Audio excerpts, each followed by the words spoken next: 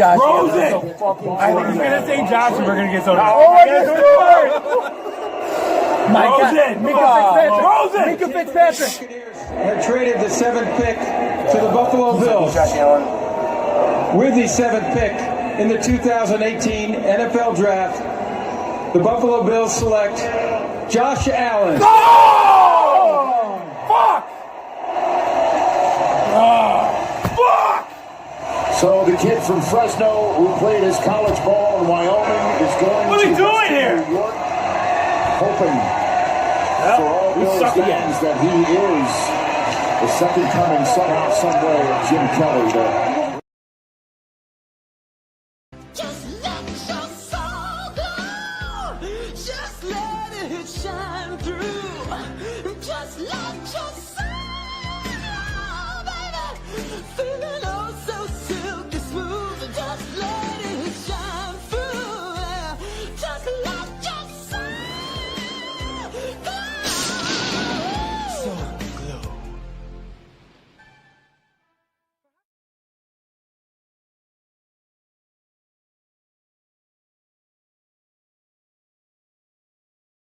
That means that we punched our ticket to go try to win a Super Bowl, and that's it. We got one game at a time, starting at 1 o'clock on Sunday. Love y'all, boys. Love you. Love you. I'll go to war with every single one of you, every game, all right? Love you, 1-7. Here we go. 1, 2, 3, 1, 2, 3. Win.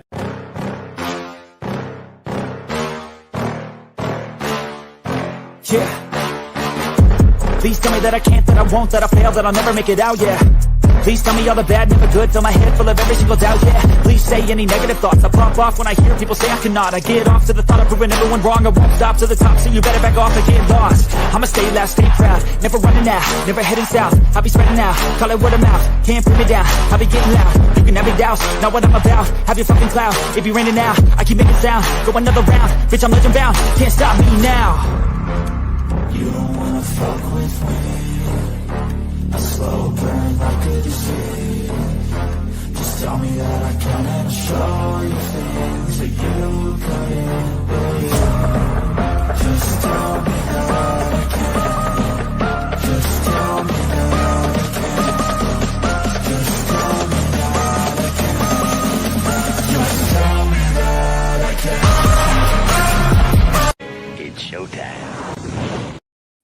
Welcome to Monday Night Uncensored. I'm your host, Tommy, to the highest degree to the TOP from the 313. And by my side is my main man, my toucan Sam, the one they call the Apex Man, Mr. Mikey. Happy Monday to you, and happy Monday to all of Bills Mafia who's rocking with us tonight. What up, Mikey? Happy Monday. Happy draft season is over day. Yeah. And now absolutely. comes everyone getting with the program. And by request, since you opened the show with that, bitching about Josh Allen, we're going to give him a big fat. Okay. Right. Yeah. For all those people that thought Josh Rosen was the answer. I like the one guy, and he goes, "We suck again." I will say, man. Still not overly fond of the IGB pick. Okay. Understand why they did it. Mm-hmm. Feel like there was better players, but who am I to go against what the defense and offense coaches really wanted? You know, you heard Bean talk about it today. You know, there was real concern about our two starting corners constantly getting hurt and not being there for, you know, in the playoffs, in the most important games, and he wants better backups. Younger, better. Yep. You know, I mean, his points were valid. I mean, can we argue that, Mafia? Right now, I get your point, Mikey, is that we need to do it there at that particular spot. Like, I understand that, but at the same time, maybe they just really like what they saw on film.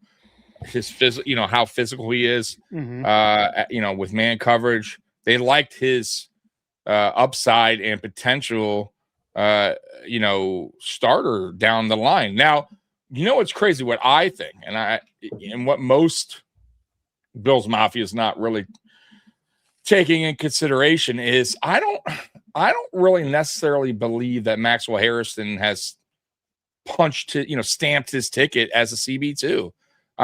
Is he right now? Probably, you know what I mean? As we sit today, but I don't know if he's truly earned it in just because where we drafted him. And I don't like that whole narrative that, if he's drafted this guy in the first round, he must start. Or if you paid a player that much money, he must start. Like, yeah, it sucks when you draft a guy like that and he gets outworked by a 6-rounder like Christian Benford over Kyer Elam. But I want the best players out there. So my point being is, we're already kind of like, oh yeah, he's a CB3 automatic, like in our heads. But like the reality is, I think they're going to give this guy an opportunity, one, to compete for that CB2 spot.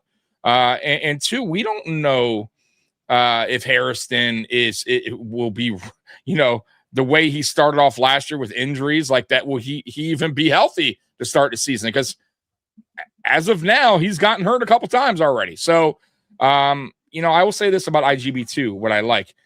He's a different version of Harrison as far as his size, physicality. Like they're just two different kind of corners, right? So it really depends on what they're looking for at that CB2 kind of role. Do they want that press man, that sticky defender, that physical defender, or do they want still Harrison speed as a CB2? You know what I mean? So it all depends on what they're looking at on their new scheme, right? And what they feel they need at CB2. So I don't think that's a for sure thing is where I'm going with that. So I would kind of pump the brakes on he's automatically a CB3. Well, you know what I mean? I'm just saying. Yeah, if you listen to Bean, he talked about it today. He said if we rolled out the football today, right, it's Benford and Harrison. Correct. Harrison looked really good when he was on the field, but it's keeping him in the I mean, really, he was taking snaps from Trey. He was going to take the job. Oh yeah, he had his moments. He definitely did. Yeah. And he was getting better and better until he got hurt again. But even with that, as someone said, their issue wasn't even they traded up for him. Did they have to? Bean explained the trade up. There was runs on positions, and Bean felt there was about to be that run on corners. So he went up and got his guy. And he ended up getting that pick back in other trades. So I won't kill Bean for going up. He didn't give away a ton. He gave up a 6 and he ended up getting a 6 back. So I'm not upset by that. And one thing I never kept in consideration this weekend in the draft hole is DJ Moore. Dude, are you in my mind right now? Because I was going to cut you off. I never really thought about it this weekend when I was mad on day 2. But you throw TJ Parker, DJ Moore, IGB as your day 2 draft picks. Right. Sounds a little different, huh? Makes this, you go, Yeah. And by the way, TJ Parker, borderline first round pick in this draft. If he came out last year, for sure first round. TJ Parker is a first round pick in this draft. That's what I'm saying. Well, they had him. Some people had him borderline, but it doesn't matter either way. People were still saying he could be a potential first round, which I agree with, right? So, but if he came out the year before, there's no doubt about it, right? So you're absolutely right. So like we talk about the Diggs trade, and Bean said it then. Diggs was our first round pick. That was, that's considered our draft pick. Well, same thing with this year. Our first second round pick was DJ Moore. Right? If we're gonna be real, he was our gem. He was our main guy. That's exactly what Bills Mafia wanted, right? We all were bitching about the receiver. That's what he did. He went out and got one. DJ Moore. He traded that second round pick for one. So that is our pick. And then he got one of the better edges in the draft, I feel. He was top 5. He was actually 4 or 5 on some of the draft boards. Who's a 3-down player who plays with power but has the ability to get to the quarterback. Is just a speed demon. So he can hold up against the run. Correct. And he's he's actually elite against the run in college. So if he could bring that over to the NFL, now you're on the other side of Groot, who's elite at the edge, right? Run defense. So but yeah, man, like, and that's another thing. Like, I get he'll be rotational for the first season or maybe even 2, but if they're seeing him make some plays on the field early on or even during the course of the season, he's going to get more snap count. Bradley Chubb may be your starter. He may be running out on the field, with the starters, but that doesn't mean as the season goes on, if they're seeing a lot of good from Parker, that Parker's not on the field a lot, right? And then eventually Parker will take on that role once Chubb's contract is over, which could be after 2 years. And now you got your edge, right? Now you're set up. And that's how I see it, man. Same thing with the safety position. You know, we got good safeties here, and CJ Gardner-Johnson and the other guy that we draft, forget his name, the free agent, but you know, getting Kilgore? more, is just setting you up down the line because these guys are only here for a year. So I love it, man. I don't hate the draft at all, man. Once the dust settled, and once I was able to just kind of soak it all in and ask myself why, and then kind of look into these players and see the potential fit, I actually love the draft. I did. I give it a good grade. By the way, there is a poll going on tonight, Mikey, on the draft, like the grade. So right now we have 21 votes. Great is leading the way at 48%. Good is at 33%. Average at 5%, and bad at 14%. That's where we're at right now. He crushed day 3, just crushed it. You know, which he got day 2 guys and day 3, which was wild. Yeah. You know, Sylvester comes in and says, Tommy Mikey, I like this wide receiving room better than I liked the wide receiver when we had Diggs. My favorite, and I've been on record saying this, my favorite wide receiver room was 2021. That 13-second. Yeah, the Sanders and where we Gabe were 4 deep. Yeah. This room, depending on what it looks like, has the potential to rival that one. With Moore and Shakir and Coleman and Bell, Palmer and Bell as your 5, you could be running 5. If Palmer is your wide receiver 5, you're doing great. Absolutely. You know, because Palmer actually was starting to look good before he got hurt in that Atlanta game. Yeah, I mean, he had that one catch, and he was starting to maybe we saw the potential. The few games before, he was starting to rev up. They were starting to use him some more, and then a little bit. Yeah. Then he got hurt. I just got to see more. I got to see more before I'm, he's here this year and then he's gone. Starter. He's here this year and then he's gone. Yeah. You know, Skyler Bell is another yak machine like Shakir, except he runs routes a lot like Steph. I don't know if I watched this tape. I'm not saying he's Steph, but man, he gives me Steph vibes of how he does things and how effortless it looks. Even some of his catches remind me a lot of how Steph ran his route. And honestly, Josh was at his best when he had Steph. Yeah. What I saw from Skyler Bell, and by the way, that was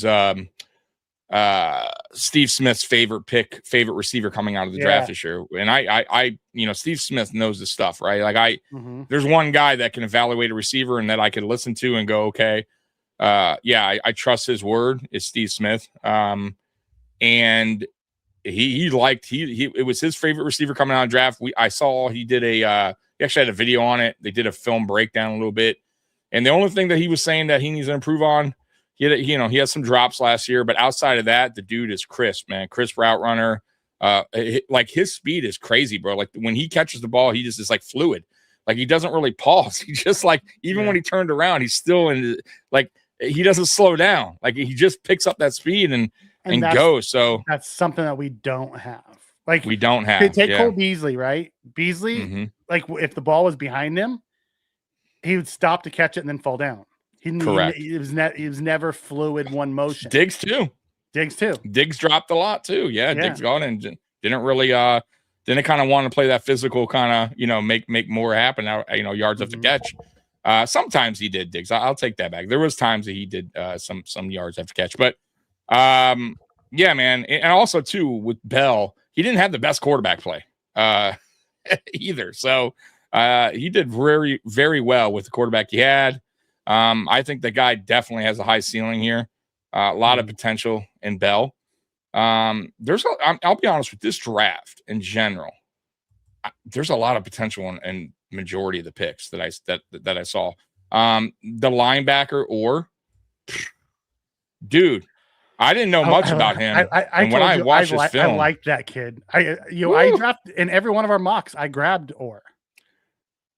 Talk about a guy that Elarms-Orr. Yeah, Elarms-Orr, right. Well, I was just saying or because make it simple for me. But that dude plays with his hair on fire. That dude is physical. He has speed. He covers both sides of the field. Like he's electric. Now, the one thing they said that he needs to work on is because he plays with such aggression and physicality and just trying to just level you. Sometimes he whiffs on the tackle. You know what I mean? So he needs to improve on that a little bit on his tackling. But outside of that, dude, like that dude looks legit. Like he's someone to watch out for. Definitely in camp. But yeah, especially in the future down the road. If he's not starting, he could be starting in the future. It'll be interesting, Weston, what version of Cam Jordan you guys get if he shows up in KC. Oh, okay. Cam Jordan. Do you get the All-Pro Cam Jordan, or do you get the declining Cam Jordan? Correct. Yeah, I'm so mad that KC ended up with Caldwell. It hurt me on the inside a little bit. I wanted us to draft Caldwell. I would have picked the CJ Allen, Atlantic Georgia. We need to take instead of TJ. I disagree there. I wanted no part of CJ Allen. I'll be honest. Elarms-Orr is 90% of what CJ Allen is, and we got a pass rusher and that linebacker later on. Yeah, go watch the film, man. I would say the only linebacker that I would have maybe drafted over or that I liked a lot was obviously Jacob Rodriguez. That's the only one you would have taken in the second, right? Yeah, well, him and McDonald, but I mean from a linebacker perspective. Oh, linebacker, yeah. Like Allen, like I wanted to punch the wall or anything if they drafted him, but for me it was those two. It was out of the Rodriguez and McDonald, and the reason why I'm like, now once again I could be wrong. Rodriguez just doesn't work out in the NFL, but I just think he brings a lot to the table as far as just on the field, off the field. He's a leader. He's been a leader in college. His IQ is really up there. A former quarterback, knows how to read the quarterback. Like there's a lot to like about that dude. At that standpoint, especially he's going to Miami too. I'll say this, even though I hate the fucking Dolphins, they need a guy like that probably in the locker room. A guy that's a true leader. So I think they got that out of him. So yeah. But with our pick, or man, dude, once I watched the film on him, I like I said, I'm gonna be honest with you, I didn't know much about him. But once I studied him, once I saw his comps, strengths and weaknesses, man, dude, he doesn't have a lot of weaknesses in my opinion. There is some things that he needs to work on, but man, the dude is, like I said, he plays with his hair on fire. And if you want a guy that can hit, and we've always said that, we like those dudes that can bring it. That dude brings it. And it seems like a lot of these dudes, I'll be honest with you, are aggressive style picks. They are super aggressive, right? They are not fucking around. They're there to hurt you. And I love it, dude. That's what football is about. Bring that aggression. I love it, man. Triple G says we got the next Travis Kelce and John Michael Jellenberg. That's lofty, brother. Considering I don't know who that is. I don't either. But hey, once again, I don't study. If he's studying that guy, hey, who's to say? Maybe. So real quick question, since we have a couple Chiefs fans in here, Weston and G, what would you guys grade your draft overall? Give us an overall grade. Just curious where you see how you saw your draft. Casey did. I liked what Casey did a lot. What would you give him? Just curious offhand. If you were to grade I'd probably give him an A minus. I thought they crushed it. I got to go over. I haven't really studied everybody's draft picks yet. Mm-hmm. So I'm not going to really say yet, but I know you have, so I'll take your word for it. A simp. But they normally crush it. They do. And that's why I said when we had, good old Ravens for Life pissed me off. Weston a B, said B to B plus. I gave my draft a B, by the way, and I'm curious what Mikey will give his when we go to grade later. But I'll give Casey all the credit in the world because they have won Super Bowls in the AFC pretty much. The last team other than the Chiefs to win it is Tom Brady and the Patriots. Let's be real, right? So when we're talking about all these great drafts that every other team has, and Baltimore fans coming here talking trash. It's like, it doesn't make sense to me. If you're a Weston, if you're a Triple G, you have all the room in the world to talk about how great your draft's been and what they've done to help you guys get a Super Bowl, right? Because it's an ultimate team sport. I get that. But what's good on paper doesn't always go on to the field, right, Mikey? We've learned that. We know this. We've seen it. So I'm not sold on, when we that's what kind of makes me mad about other podcasters, and they look around at other teams outside of the Chiefs and be like, oh, look how great, look what they're doing, look how great their GM is. And I'm talking about the AFC. And it's like, these teams have done nothing. Zero, zilch. Like, if any team that has given, that has gotten the closest outside, obviously, of the Chiefs has been the Buffalo Bills, if we're going to be real. So how bad has it really been in Buffalo? And we're talking about elite quarterbacks in the AFC, Mikey. It's not like we're talking about Josh Allen is him and Mahomes is the only elite quarterbacks in the AFC, right? There's plenty of great quarterbacks. So I don't buy into that. Damn, Peter Wood is trash. Woo. Yikes. Listen, I'm not going to lie. Peter Woods would not have fit what we were trying to do, but Peter Woods fits exactly what Spags can do. So the Chiefs went Delane at 6, then Peter Woods, then R. Mason Thomas, which is very different than what they normally do. They don't usually go speed. They usually are like the Bills and like that, the power rushers versus the speed rushers. Then they went Kennedy, the corner, the slot corner. Then they went Emmett Johnson, the running back at Nebraska, who's going to be a stud. Then they went Cyrus Allen at Cincinnati, which I wouldn't have went Allen. I would have went Caldwell, but they ended up getting Caldwell anyways as a UDFA. And then they went Nessemeyer, the backup quarterback. So they did what I've been asking the Bills to do for a long time and take a freaking quarterback to get somebody on a cheap deal. But it is what it is. Yeah. I mean, they got time to do that. That's not really I can see the B to B plus that Weston put out.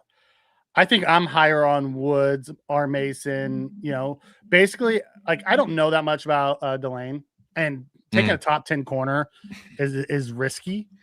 But from Woods through their 5th round, which was Emmett Johnson, I absolutely loved every one of those picks. Yeah.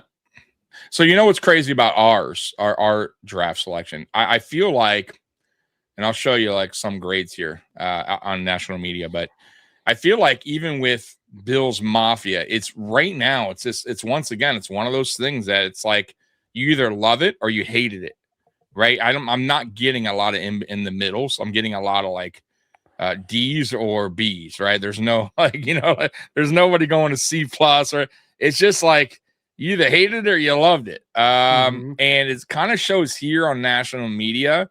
So national media, Mikey, what they had, Fox Sports, this guy, Rob Ring, I don't know, these guys, you might, but he gave it an A. You liked it a lot. Charles McDonald says C plus.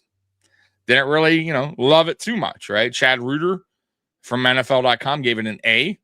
Nate Davis gave it a B plus from USA Today. Pete Prisco gave it a B minus from CBS Sports. Sports Illustrated gave it the worst, D plus. I mean, that's bad. Mel Kiper gave it a B minus, and that's it. So that's the list there of people. So I'm in the B range. I think we had a solid draft. I think obviously day 3 was our bread and butter, but when you look at day 2 and you do factor in the DJ Moore was really a draft pick, you kind of got to like day 2 a little bit better now that you think about it. And I do like TJ Parker. I do see that being a really good fit down the line, especially even in year 1 as a rotational player. And then IGB is very interesting to me. He's an interesting draft pick. Would I have drafted him there?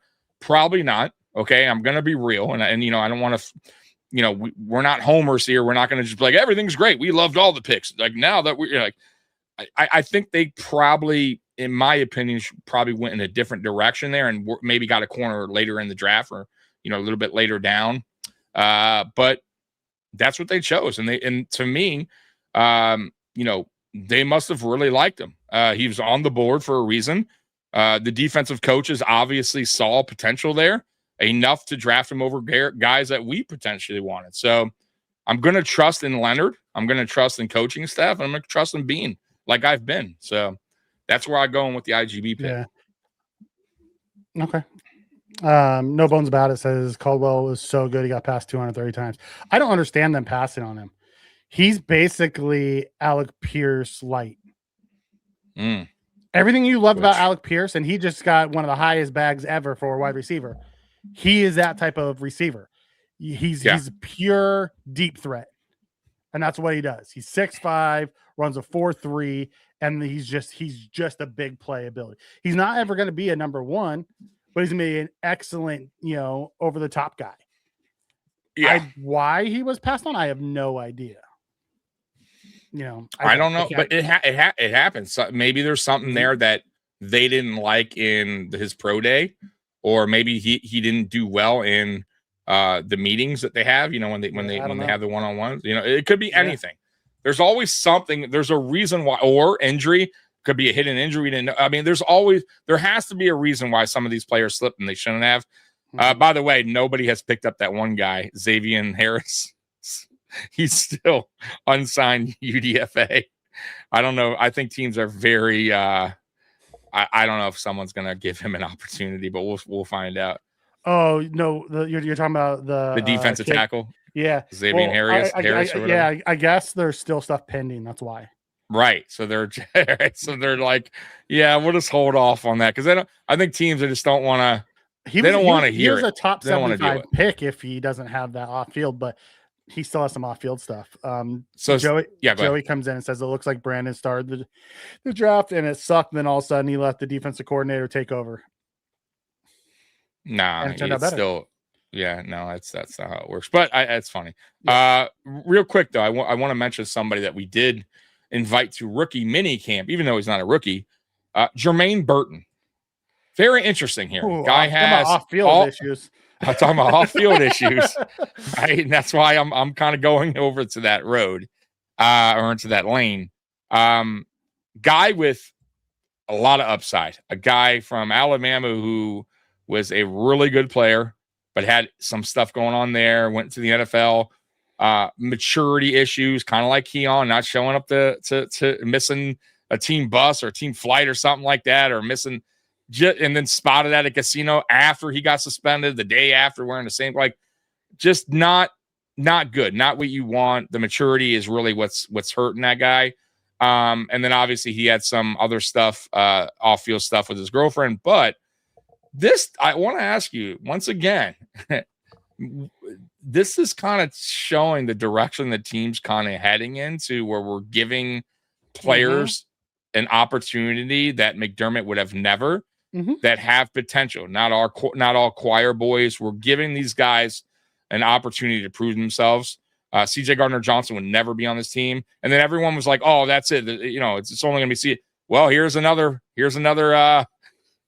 player with some major baggage or major off-field stuff in his past that they're giving an opportunity to. Why? Because he has talent. He has a lot of upside. He has talent, right? So if this guy can mature, come here, show his worth.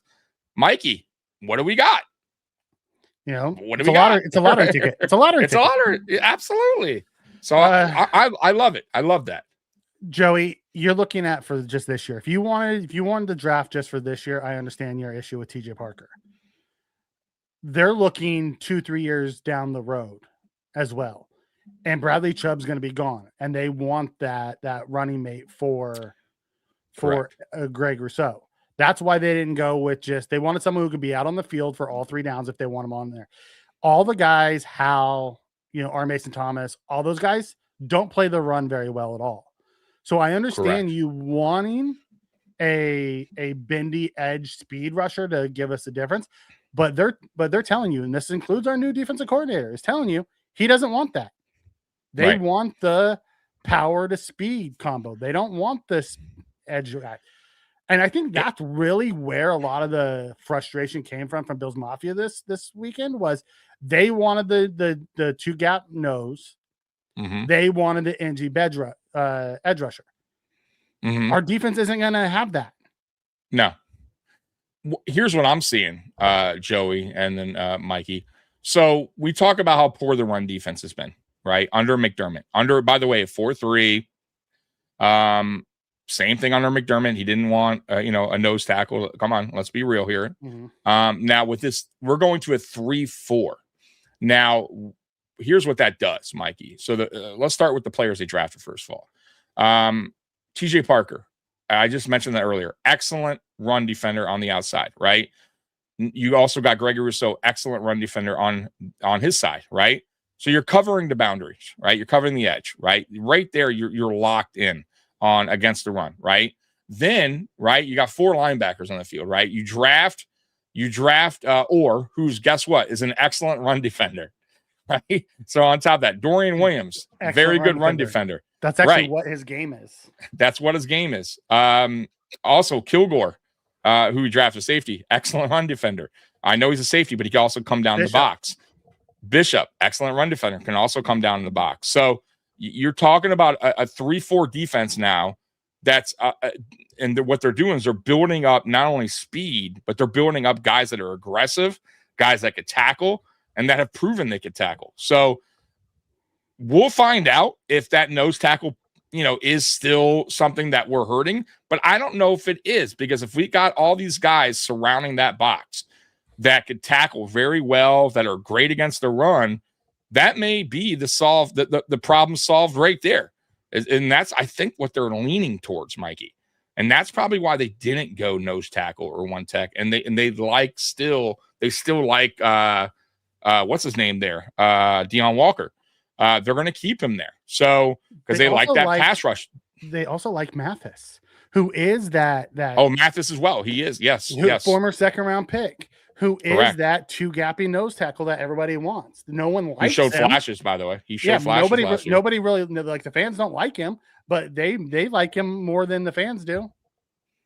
He actually he was good in college. He showed. I thought he showed. He was a 2nd round pick for a reason. Yeah, I thought he looked decent when he was out there last year. I'm not going to lie. So, yeah, once again, man, with this new defensive scheme, guys.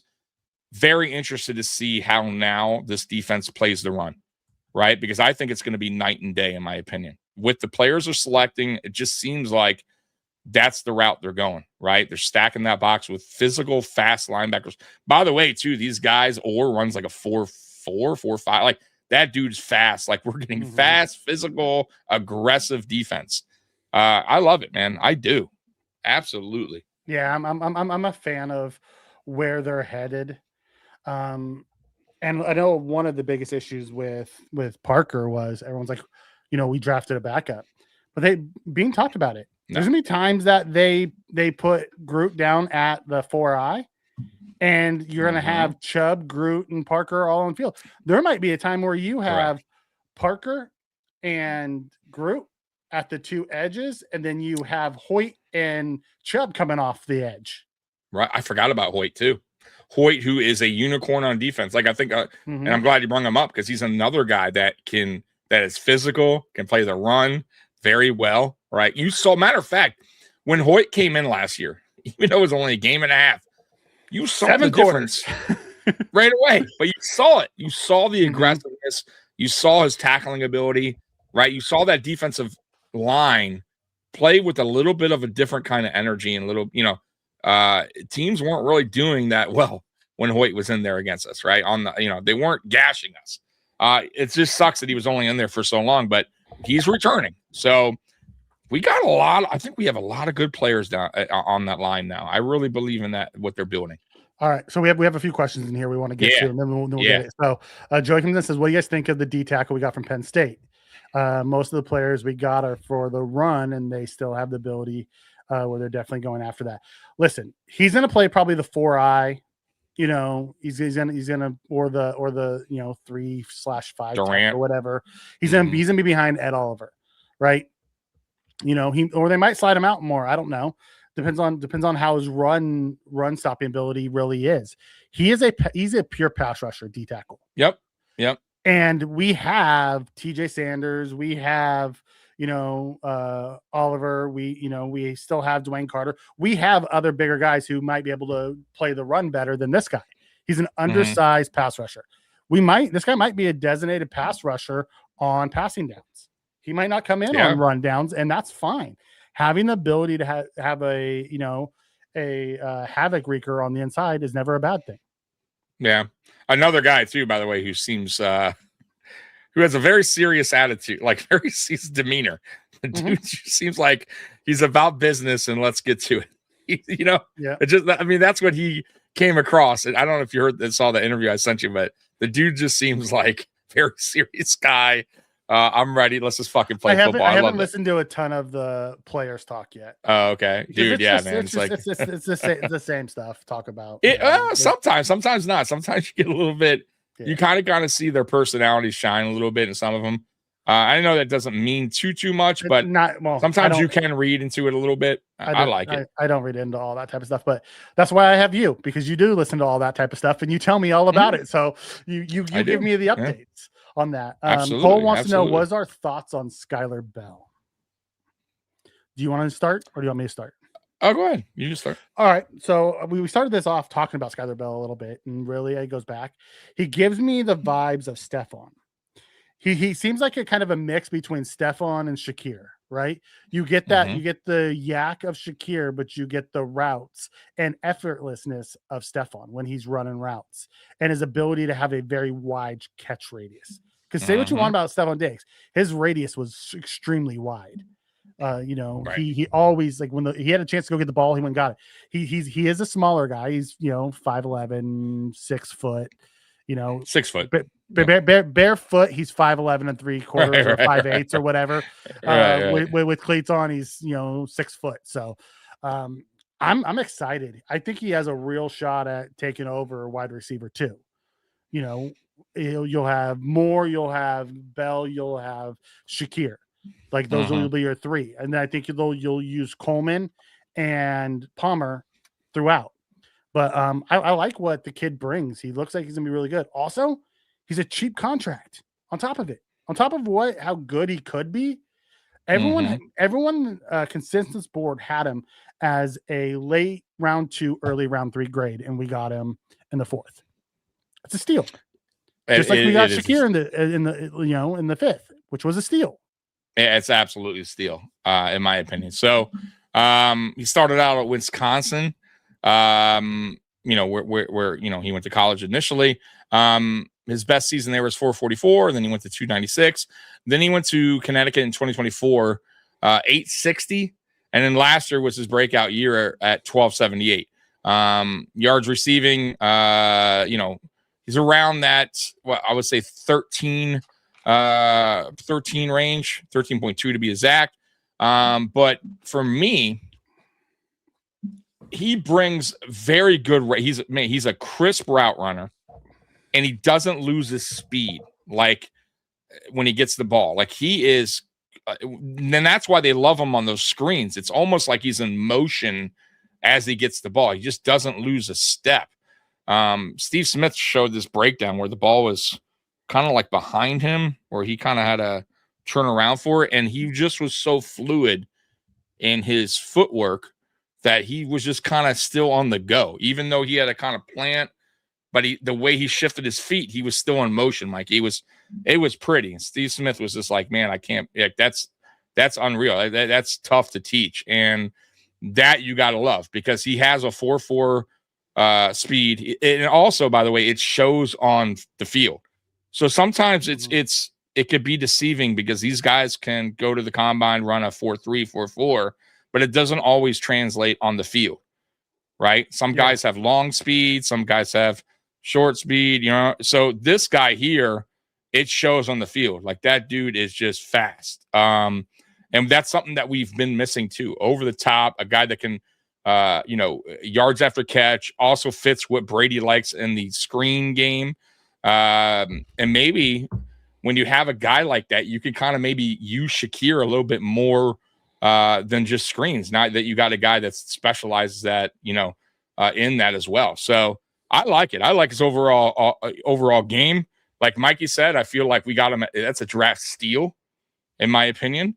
And it's a guy to watch for moving forward, because maybe his first year he's down on the depth chart, but I feel like that can go up and up and up. I mean, if you go back to Eric Moles in '96, dude was doing kick returns. He didn't break out until 98, 99 season. Oh, So like it took him. I bet you he has. I bet you he actually, does really well this season and gets a lot of playing time. No, but I'm saying going up the depth chart. Yeah. I'm saying starting to rise in the depth chart. I think he's going to rise the depth chart as the season goes on. I think by season end, he's starting across from Moore. I really believe so. Which would be great. I mean, even better. Yeah. Jay Ham comes in and says, I think being drafted with fear mindset. I get why, given our playoff losses, because the depth, but that mindset is not for the draft. I don't believe that. At no point did he overdraft. Everybody he drafted was value. Like he moved, even IGB, who I wasn't a fan of. Like that was the worst pick for me because I didn't see it. Also, someone said something about it earlier in the chat about him being handsy. He only had 4 PIs last year. He worked on that last year, and it worked. Correct. Correct. So I don't feel he actually did fear. I think the fans had a thought on what we needed, and it didn't hit what the fans wanted or go the route. But when you look at it in totality, what we did, we hit every position except for the runs, stuffing, nose tackle. We hit all the other ones. Yeah, I don't agree with that take. I mean, but it's obvious, obviously it's your opinion. I respect that. Feel how you need to feel. But I don't look at it that way. When you look at it, when you look at it in a totality of the whole draft, we got every position we wanted. It was just taken in a different order than we would have preferred. Correct. Last year, matter of fact. So when you look at IGB, because that's what he wants to be called, that's what we're going to call him. Another corner or another player that's physical against the run. Right, another one. Is that bell starting to go off, right, Mikey? We're getting guys that are physical who are also good against the run. But last year, I don't know where it's at, but I had it pulled up, but it's all right. He allowed 0 touchdowns. He held quarterbacks to a 43, I believe, or 44 passer rating. The dude was really good last year. He had, I believe, 4 interceptions. He had 5 pass breakups or something like that. So he had a really good season last year. And if you look at his penalties, like Mikey said, from 2024 to 2025 is a drastic change. It's big time change, right? What that tells me, and Brandon Beam mentioned this in his presser, is it shows you that the guy's putting the work in to get better. Right? Because if he came into the 2025 season, Mikey, and he still had PIs, a lot of PIs, right? He matched it or even did worse.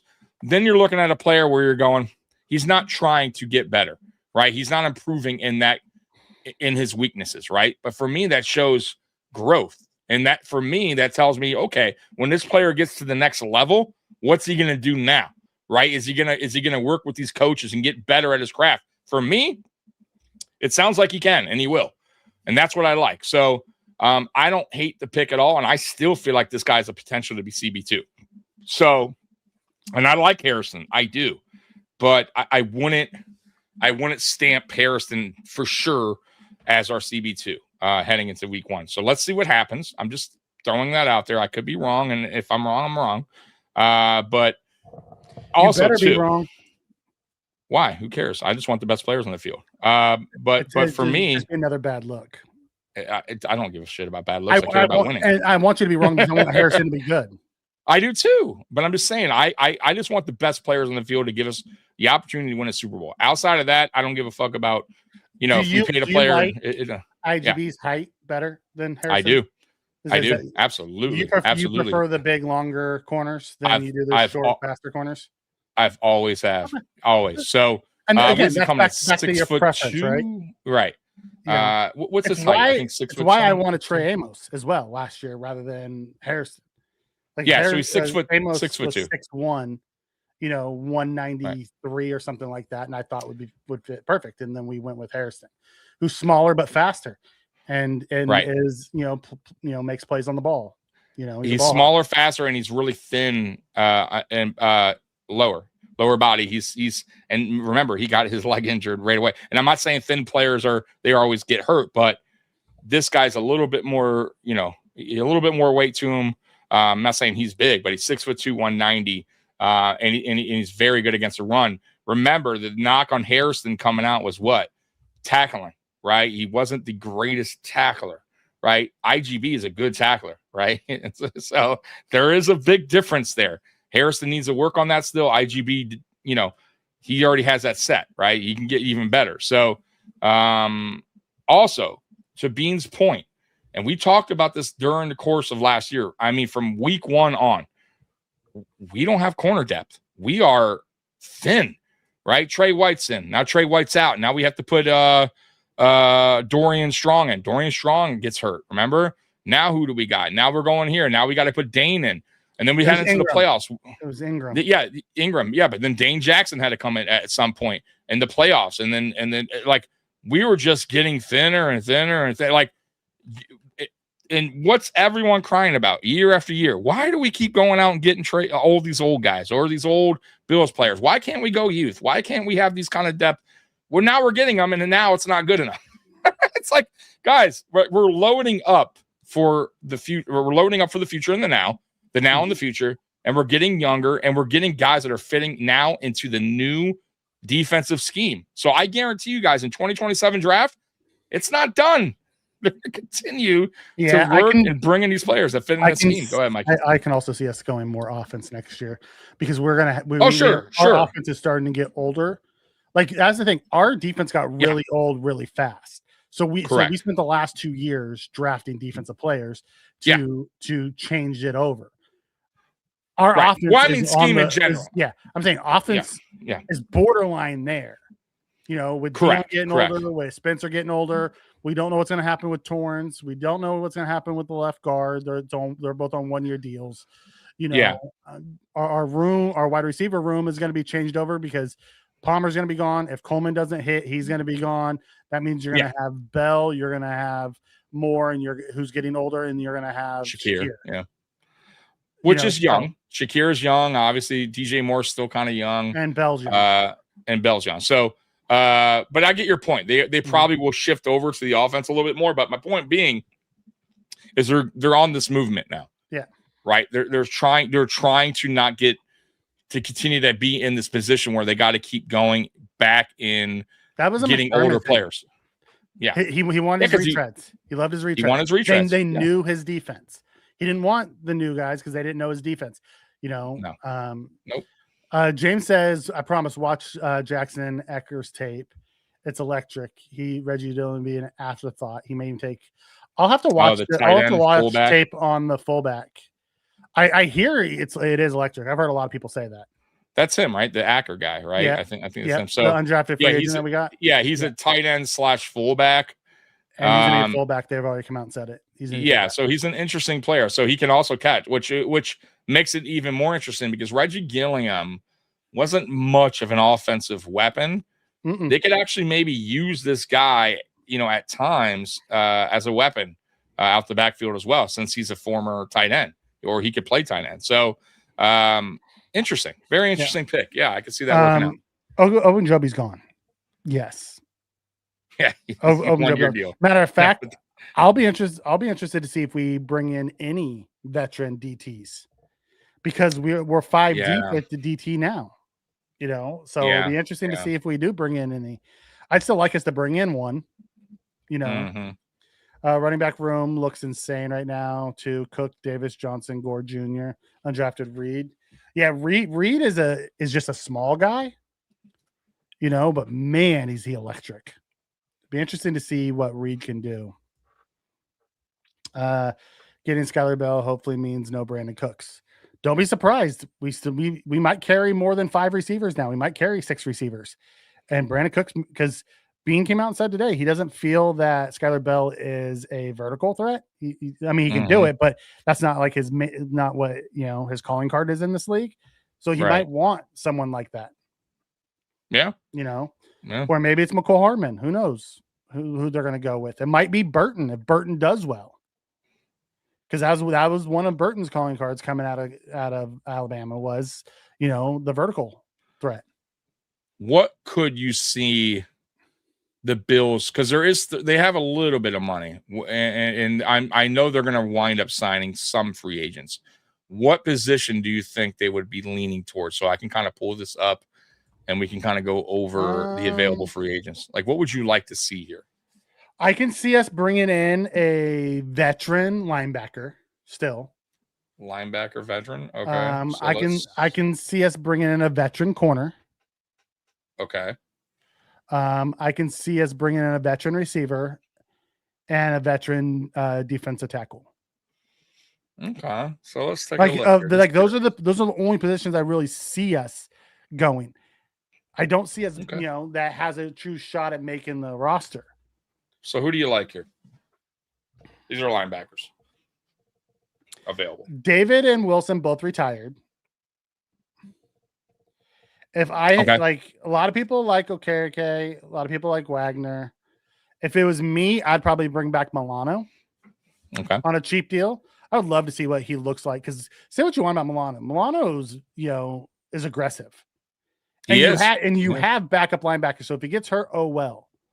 Mm-hmm. I would prefer Milano as our veteran. Okay. But we'll have to see how they play it out. Jermaine Pratt wouldn't be bad.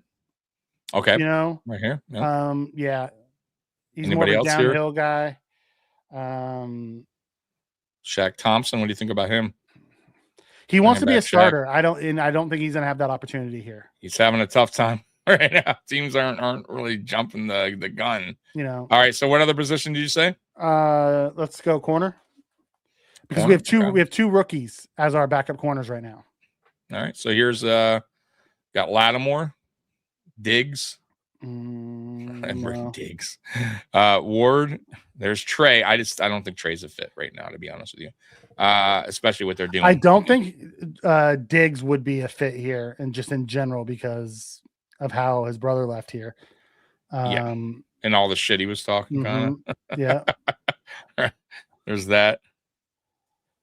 There's Rasul. Martin Emerson would be interesting. He's kind of young, coming out. I was a fan of him. If it was McDermott, I'd say Adoree Jackson, but I'm looking for more. Artie Burns would be interesting. Okay. Yeah. Anybody else here on this list? No, not really. No. Not really Okay. seeing it. So there's a couple that you want to. Yeah, because none of those guys are really man corners. And you don't think we're going to go for maybe a possible defensive tackle? So if we do, let's say we do. If we did, what do you like here? Who do you like? DJ Reader pops out. Campbell. Right? I would take Campbell and stick him at the 4-eye all day long. Reader, Campbell. Yep. Give me Campbell right now. I'll take, if we only had to choose one guy.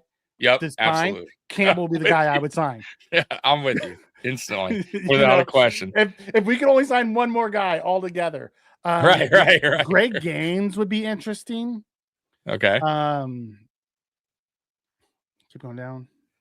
Yep. So we're getting into the cheaper. Yeah. Taven Bryan would be interesting. Okay. I think we're getting down to the end here. Yeah. So what other position? So there is a couple people here. So obviously the one that stands out the most is Campbell. Yeah, I would love Campbell, and I'd like to stick Reader 4-eye. Yeah. Reader would be interesting. Who else? So what other position? If you feel like we're you want to go to receiver just to see? Okay. All right. He'll still available. Stephon, Debo, Curtis. I'm not gonna lie to you. I would not hate a Stephon return. I wouldn't either, depending on the money, but he's dealing with something. Yeah. Right. But I'm saying, if we got him back on, say, $7 million deal, 1 year, $7 million bucks. Yeah, I would put him on the other side of Moore. Yeah, I would not hate that. I wouldn't hate it either. I'm 100% with you. Debo wants way too much, and his numbers Debo's not a fit. His numbers don't prove it. If it was a Debo, he did the one season, right? Where he had that his breakout kind of season, but he has not matched that. He has too much stuff going on. I just don't. He wants too much, and he's not. Yeah, it's just not for me. What about D-Hop on a really cheap deal? Because he would be super cheap.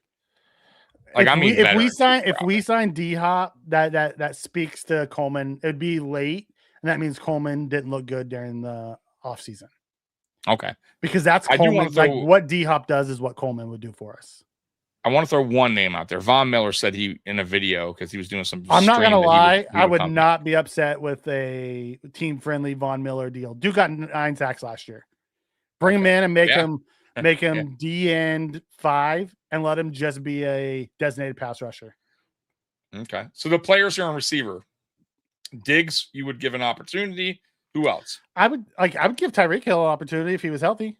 Like, obviously we don't give two shits about attitude anymore. No, it seems like we're going in a totally different direction, right? From a player standpoint, yeah, you know, I would take Hill and Diggs. Yeah. Keenan Allen is Hopkins and Allen is kind of fit in that same mold for me. Johan Dotson would be interesting. Yeah. You know, our old player Zay Jones is down there. Oh man, remember when Hunter Renfrow had his run for a minute where he was on top of his game? Yeah. Okay. What other position would you be leaning towards? Show me kicker. A kicker? Oh, to come in and give some competition? Yeah, and they need to. I'm not a not a lot. Not a lot. Carlson's out there? Here. Yeah, Daniel Carlson and Prater. I would say Daniel Carlson. I would say Daniel Carlson right now and cut Bass. You know who I would bring back just for shits and giggles? Because he was so good for last. I'd bring back Prater. If he's willing, if he's not retiring. Carlson is 10 times the kicker Prater is.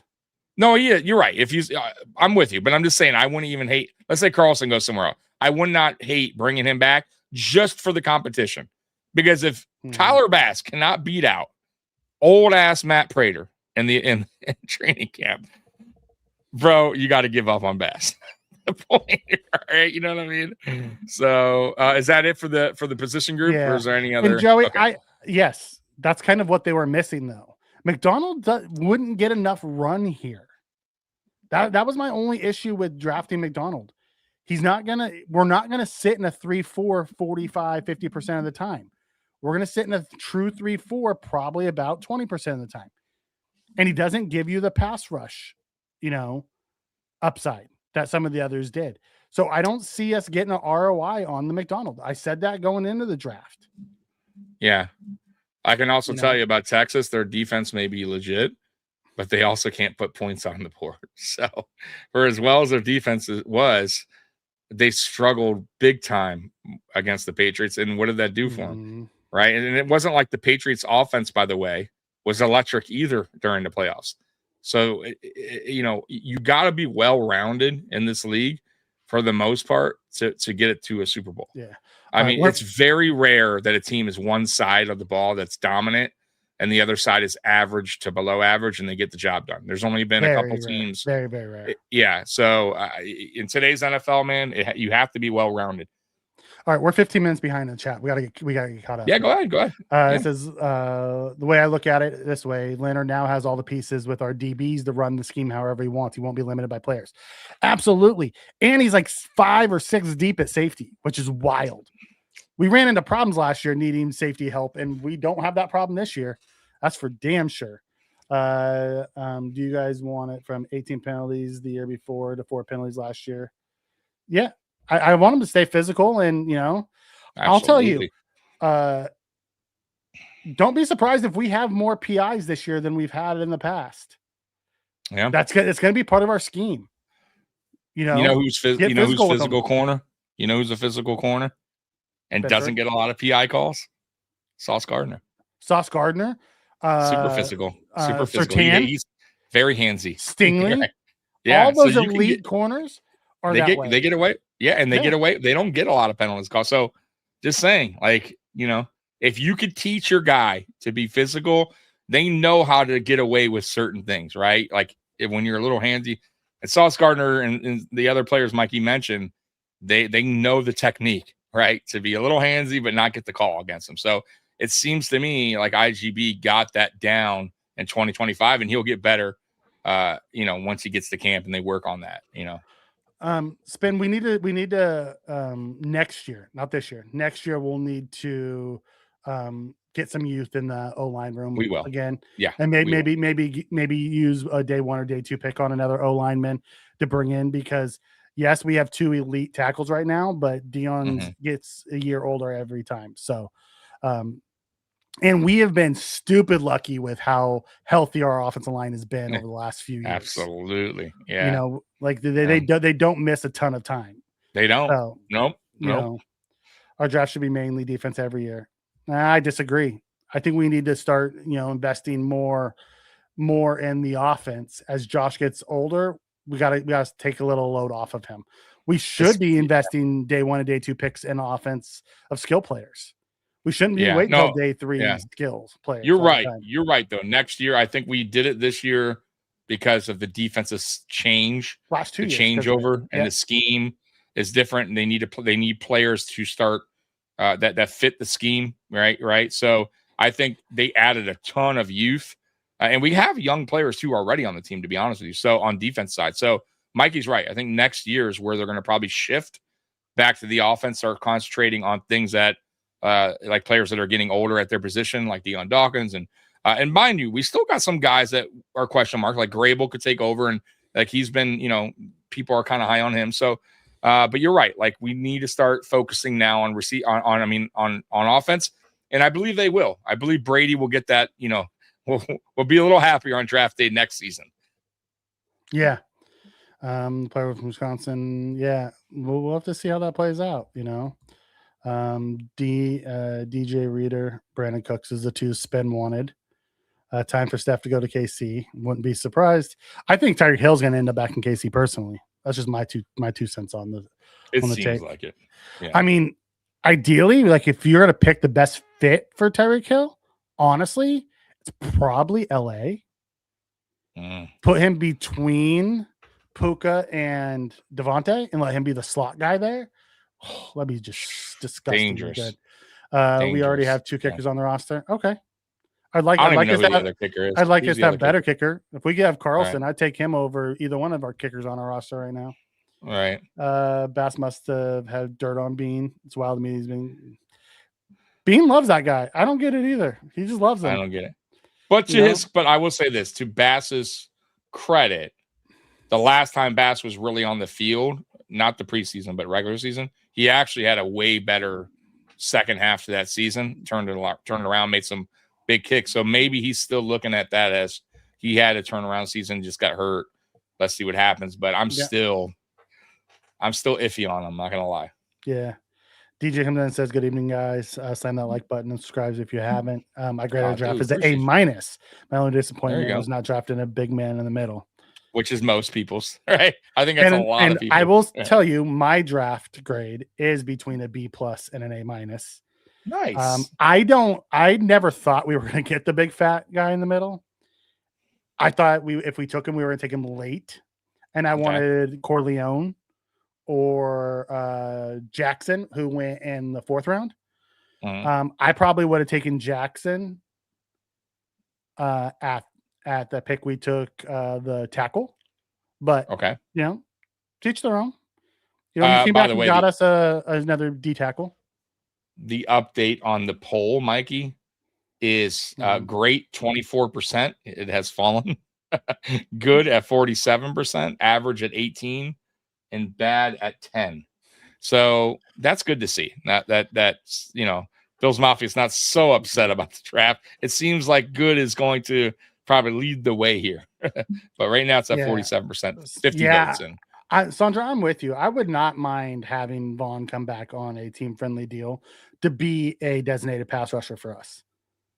And once again, a guy that can help out that young defensive line too. Yeah. He's a guy that you could pick his brain. I mean, he's all for it. Yeah.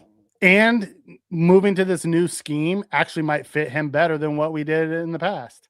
And we've always known he came to Buffalo for Josh Allen. Josh Allen's the reason why Vaughn chose Buffalo. Yeah, absolutely. So it doesn't. And I'm sure he wants to go on. He wants to go on that new field too, Mikey. The grass. The grass. Yes, he does. He was talking about it. Oh no, I don't. I don't think CJ Stroud is very good at all.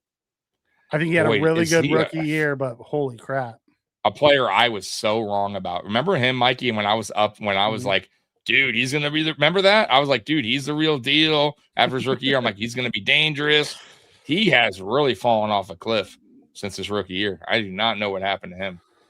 Yeah, Spence Bean doesn't drafting big guys for nose tackle because that's what Mikey wants, right? I wanted Caldwell. Did we get Caldwell? Nope. That was my receiver this year that I really wanted. I liked Moore. I really wanted Bryce Lance. I wanted Bryce Lance and I wanted Caldwell were my two big ones that I wanted for the over the top. We went with Bell, which I'm okay with. I like him, but then I wanted us to take a big nose tackle late in the draft, a Corleone, Jackson Jr., someone along those lines, and we didn't do that either. The one linebacker we did take that I do like was Elarms-Orr. I was excited about him. Me too. Yep. So yeah, whoever I want, Bills no one ever take.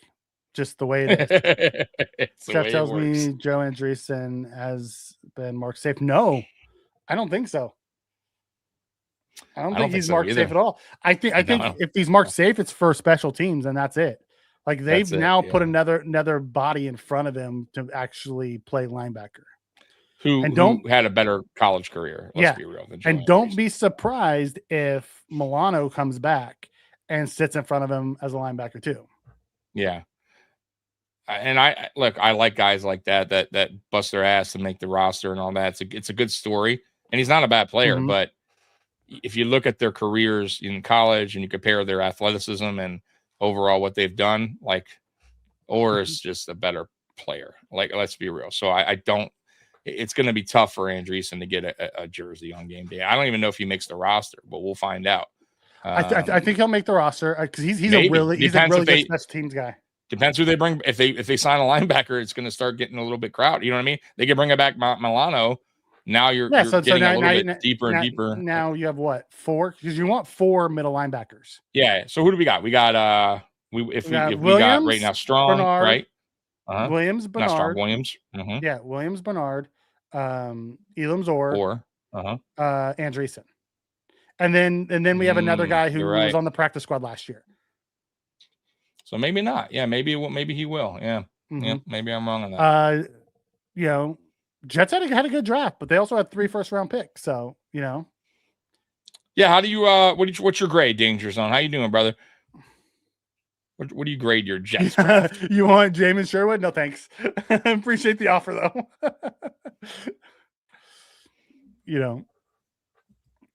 Yeah, Danger Jones pops in here from time to time. Good dude. Yeah, absolutely. Question: what positions do we still need to fill after UDFAs?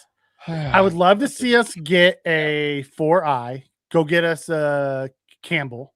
So absolutely. If we went and got Campbell, I'd be stoked. But really, we don't have a ton. Maybe another linebacker.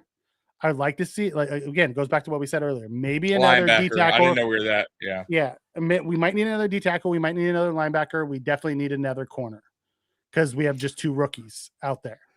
I'm with you. A vet corner. And then I didn't know we were that short in linebacker. I don't know why I thought we had more, but yeah, another linebacker would be ideal. And honestly, I don't know if they get a defensive, a nose tackle or a 1 tech. I would love it. I think it would put Bills Mafia at ease a little bit if they did that. At least we know, okay, we got a Campbell, we got Campbell in house, right? Like, okay, right? Like, okay, we get it. At least we got that covered for this year. But I have a feeling that's just not, it just doesn't seem that's what they want, man. They don't feel like that's a need. And we switch schemes. So it's not like they may feel defense anymore. So they may feel that they already have that with Mathis and Luge.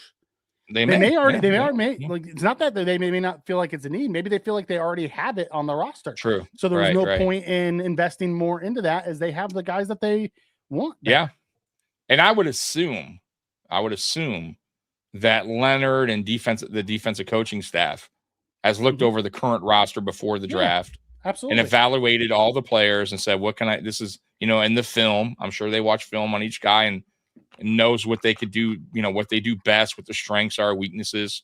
And if they're sold on a couple players filling that position, Mikey, then they're sold on it. There's not much more I can tell you guys. They're going to stick with what they got. Yeah. I think Joe said he'll give them an A because they took who they wanted. but personally it's a B+. Sakeed is a home run. And the funny thing is, Sakeed's the one that I have the biggest question mark on for the Jets. Like that guy could be either he's boom or bust. I don't see him falling in the middle. I think he's gonna be one or the other. We got a super chat. Oh, dude, danger zone coming through. Let me hit that train Thank you very horn. much.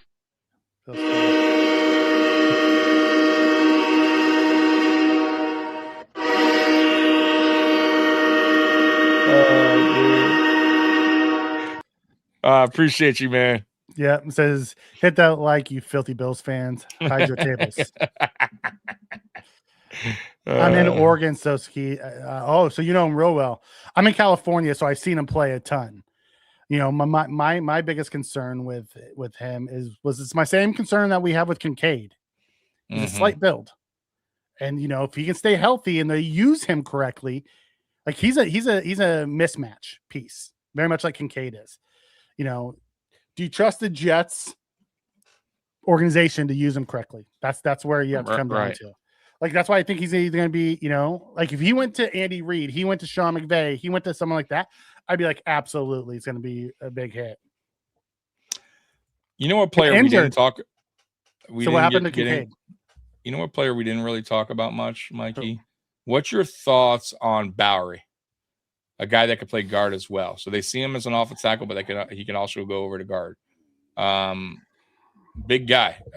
I'm not gonna lie, I don't know much about him. Okay.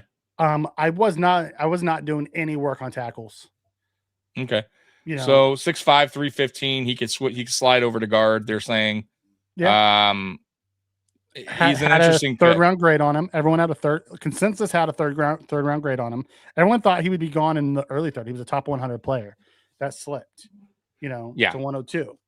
So Dean said he likes him as a swing tackle, by the way. Right now, but he's gonna give him work at guard as well. Yeah. They had someone on today who does a lot of draft stuff and some NFL things, and they talked about it today on One Bills Live, and it said if he's given a real shot, there's a good chance he wins the guard job.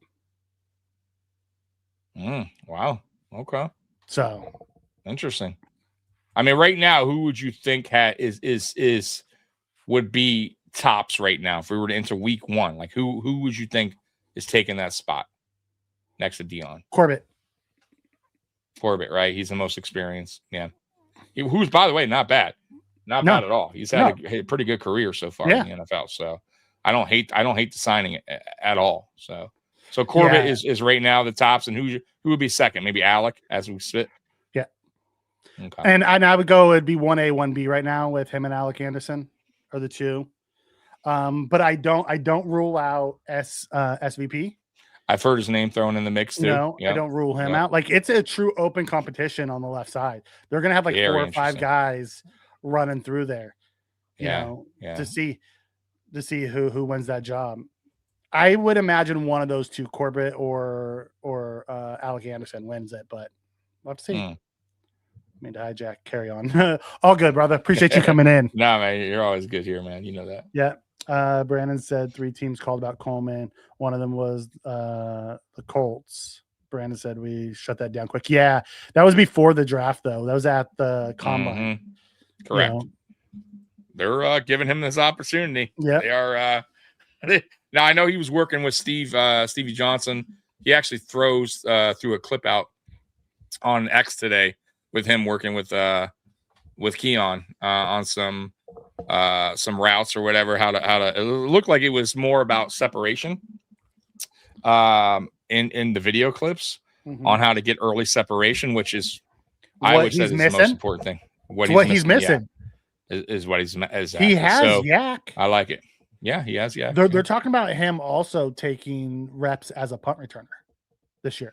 He did it in college and he was good. Yeah, we actually used them, right? I think a couple times towards the end of the season, right? We had him back there. But they're talking about giving him a shot at winning the punt return job too. Right. Get him out there. Get him. He has to start doing something. He has to start earning some stripes here, because he's on the bad side of Bill's Mafia right now. So, I just want to. He has talent. He just has to put it together. You've seen the flashes of what he can be. You know, he's had games and he's had moments. It's just like he's got to put it together and get more consistent. I mean, good Lord, we've been getting cash for yards because we don't have a nose tackle. It's a different scheme now as well. And it's not because we don't have a nose tackle, because most of the time when they ran it off tackle. It's because we had our linebackers out of position because McDermott wanted everything perfect. From what my understanding is, that this new defense is going to be very simple and aggressive. Yep. Also, I want to point out too, last year, I remember a game versus the Dolphins where I don't know why, but they went away from it, where they were going not on Groot's side, but on Bosa's side, running. He kept crashing in. It was killing us. I mean, A-Chain was just ripping on the outside, on the edge, and Bosa just kept whiffing. When you got guys now that are good against the run on that side of the ball, that's shutting that shit right the fuck down, right? So now you got to worry about, obviously, running between the tackle, right up the gut. But if you got that stack of linebackers there, I feel like that's going to shut that shit down too. So I feel like I honestly feel good about our run defense, what they're doing, what the players are getting in position. Now, obviously, we got to see it first, right? Everything right now is talk. What we like, you know what I mean? What we like, what we're seeing, but it still has to go out in the field, right? Because we do this every year. We're all guilty of it. What we like, what we don't like, and it winds up, sometimes working out. Sometimes it goes the opposite way. So we'll see. I'm very interested in this new defensive scheme. So interested. Also, the Henry gash, to go back to what Joey was talking about, always went right over the right side between the guard and the tackle, where we had a 4-man. They kick out, and then we don't have the linebackers because they slid out of position. We now have 4 linebackers rather than 3 linebackers. So again, a completely different style scheme. We also run a lot. We'll run a lot of 5-2, 5-man front with 2 linebackers behind them. Right. We also have different corners, better tackling corners. We will also have different safeties. Like as much as I loved Poyer down the stretch, wasn't. He was broken. Greatest. He was breaking. He's broken. And Michael was never a big run defender, anyways. He wasn't. It was. Poyer was the physical safety. Right. High was the guy that knew was always in the right place. Right. But Poyer broke down. When you play that physical, eventually your body's going to take a toll. Right. And it did for Poyer. So, but yeah, you're right, Mikey. I mean, one thing too, I'll say too, under the McDermott scheme, he never wanted to adjust. He never wanted to, change it up. It didn't matter. Year in, year out. And that's why our run defense was always poor. Like he never wanted to get out of what he was already in, right? It seems like with Leonard and this defense, you're going to see changes. It's not going to always be a 3-4, right? Like Mikey said, right? So he's going to adjust and do different things to make this defense successful. No Bones calls it right here too. We've never lost a playoff game because we couldn't stop the run. It's always our lack of pass rush and our defensive back depth that killed us in January. You're right. And the defensive scheme of the soft zone, just let them throw it underneath, come up and tackle, the bend but don't break. We're not going to have that. We're not going to have that style of defense going forward. Yeah, that's a great We're point. just not. I didn't even think about that. Yeah, we never really got gashed in the playoffs. Yeah, no, we never really did. MVS is with the Cowgirls now. Good for MVS. The one-time Buffalo Bill that never quite made it. No, but he did have a good moment with Josh in the jewelry. Yes, he did. We got something out of it. Right? We got a good meme out of it. Right. Well, we'll always take that. So we're caught up now, huh? Yep. Look at us getting caught up. I do want to take time real quick to thank everybody who came into the live stream on Sunday at 1 for the Down and Drought series. It was my best one yet to date. 700 viewers. 700. I mean, because we were around 200 on average for the first, 6 episodes, but episode 7, man, they brung it. Appreciate all y'all that is joining me on those days. So just a special shout out to y'all. So That Not was only cool, that, man. but how about our crew that rocked with us for 3 straight Oh, days? dude, for 3 long long days, man. ass days. Dude, and day 3 was believe it or not, the best one. 1,500. It's a Saturday. Like, that does not surprise yeah, me. we crushed it. Yeah, we crushed it. But still, shout out to y'all, man. Bob loves that series, by the way. Yeah, appreciate. Yeah, Bob is always there. Yeah. Like, It's fun, guys, man. You guys like to torture yourselves. I can't do it, Dude. 2006, which we just covered, Mikey, was the year that Marv Levy got brought back to PGM, and the year we traded Eric Mullins. What a disaster! I mean, it was such a bad season, Mikey. So bad. I don't know what the hell we were thinking. We hired. Oh, and Dick Jalon was our first year as head coach. Dick Jalon came. Spin the chat. The chat is slacking. Can never allow them to catch up. Yeah, it was a great show, Mikey. The chat was 5 hours behind. He's telling me when to stop talking. Oh, in the beginning, yeah, I went on my draft rant for about a good 40 minutes before I even got into the show. See, that's why Tommy likes having me here, because Tommy will go down those rants and be like, all right, Tommy, we're 15 minutes behind. Let me get caught up. You got to stop. and I'll just run us through. Yes, true. Who do we replace? Orsini. The fast players. In the fast players. Yeah, that's a good we need a hot sideline reporter. Yeah. That's a great question, Randy. Great question. Yeah. By the way, did you get the breaking news that Vrabel's back with the Pats? He's I got an ESPN alert this morning that Vrabel's back from his family therapy, whatever the fuck that was. I still think more's going to come out with that. That shit ain't over yet. Oh, absolutely. Yeah. Absolutely. Walter Cream, Hunt, and whoever Denver's running back with no effect on they didn't. We did better, much better, which was odd. Yeah. You would think that the teams would still be gashing us, but it's that soft zone that killed us all the freaking time. Shredded us. McDermott took the photos. He wants to get the job into the Patriots. So he can stick it to Buffalo. You got a new job to photography class. He's working really hard. That is great. Let's just hope Joe Brady's not doing any bad stuff. He spends all his time at the facilities. So right. Oh my God, yeah, it's wild. It's really wild. Like, we ended up with 10 picks. I wasn't expecting. No, that. No. I honestly, like, I look, not everyone's gonna make the team or make this roster out of these drafts. I mean, that's the reality of it. But I thought this was a good. I really do like the draft, man. When I look at this now, of course, once again, they got to show me on the field, but I thought we got a lot of good pieces, Mikey, and we got a lot of aggressive players on defense, which we've been screaming for that.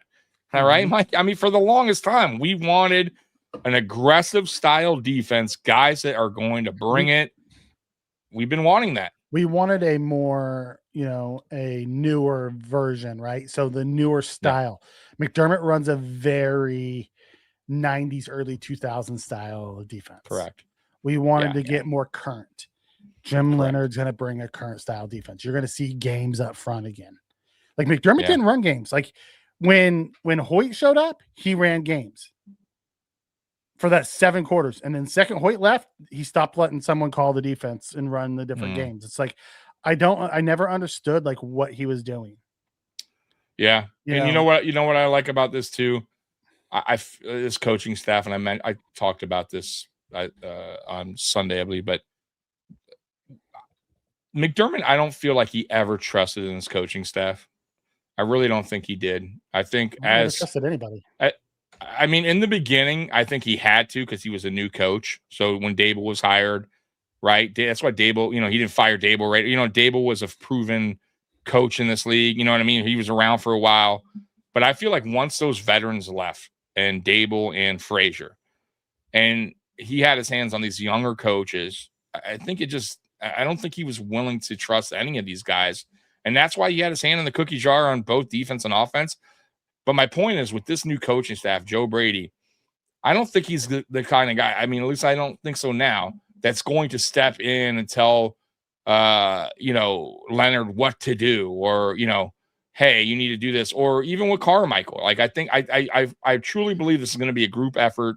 He's going to allow his coaches to actually coach and do things the way they see. I don't think McDermott ever was willing to do that, because if he would have brought in a DC. Controlling. Very controlling, because we talked about it all the time throughout the McDermott years after that. Why isn't he bringing in a better DC, like a guy that, you know what I mean? Because why? Because that DC would have came in and been like, bro, like, we can't keep running this defense. McDermott would have never allowed that. And same thing with the offense. Why didn't we bring in a proven OC?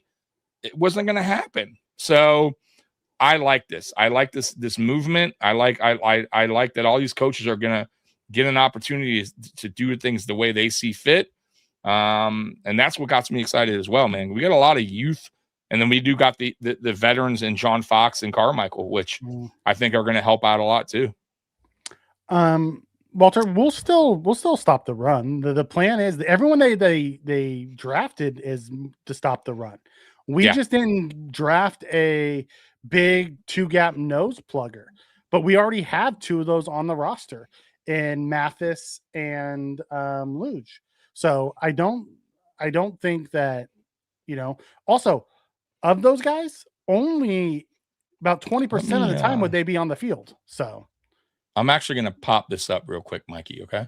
We got some time, right? We're going to get out of here in about 30 minutes, but here's our draft picks, Mikey. Right. We're caught up with the chat. So before we move on to that, there was a question about from No Bones asking about Jackson Akers. He's 6'1", 250.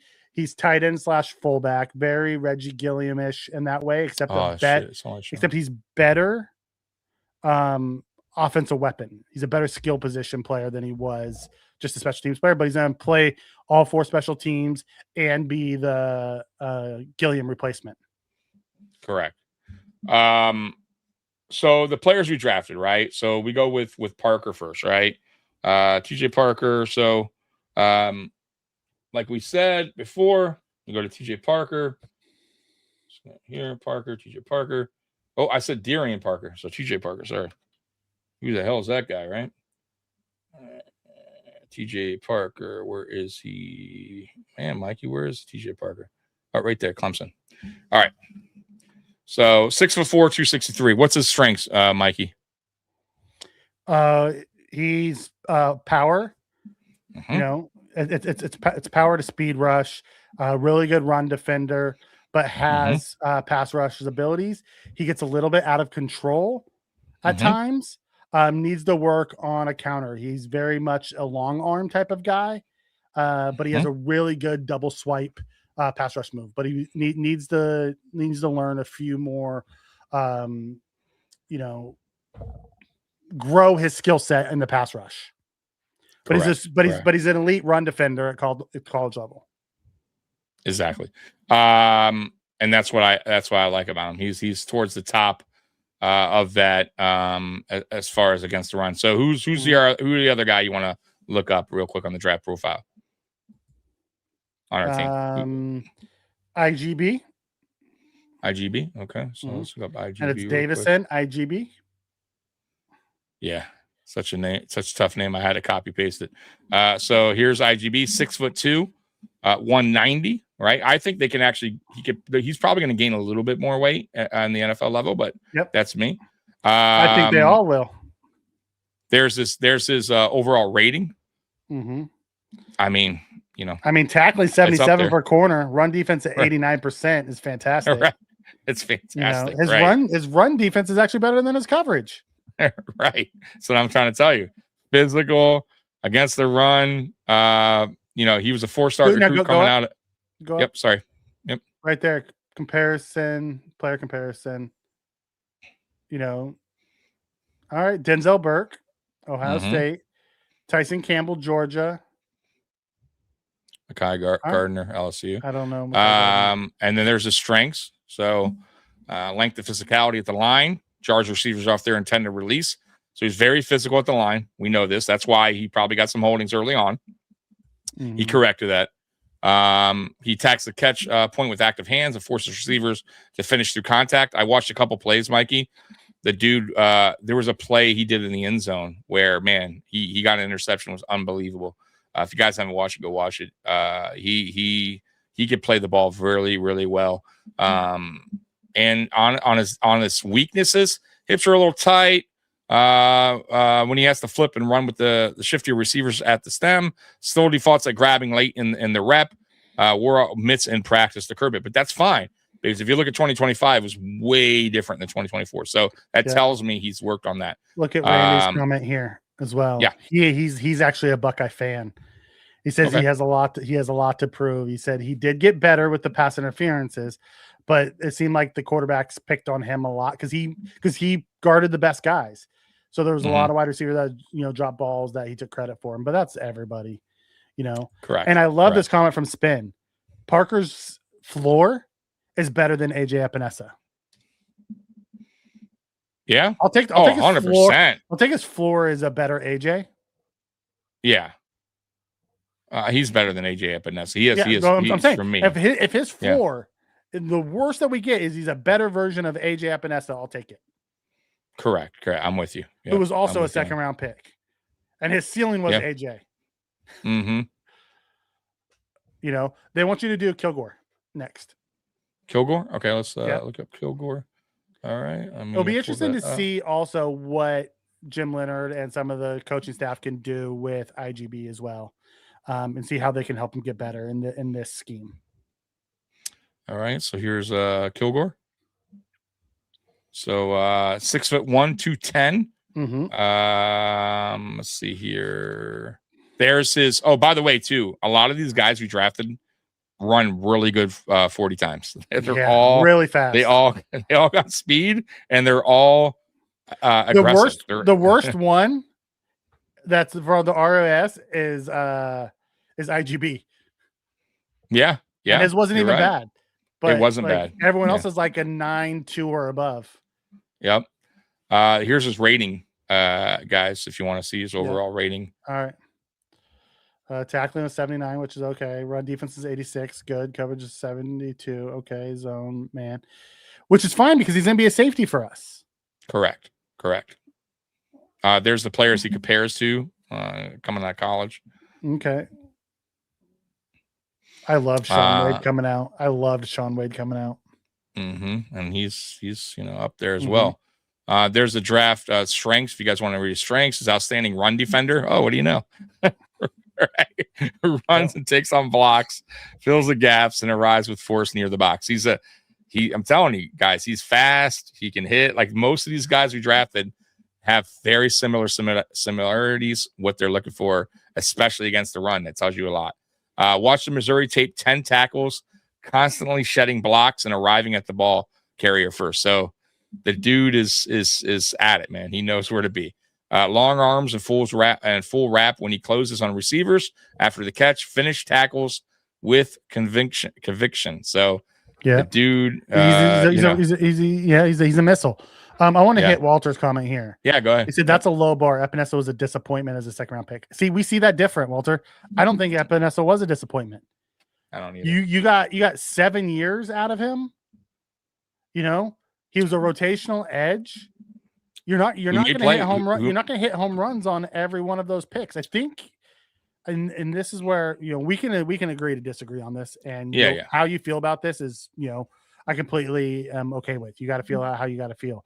A guy who would get you anywhere from 5 to 8 sacks, multiple batted balls, some interceptions, showed up from time to time, wasn't consistent.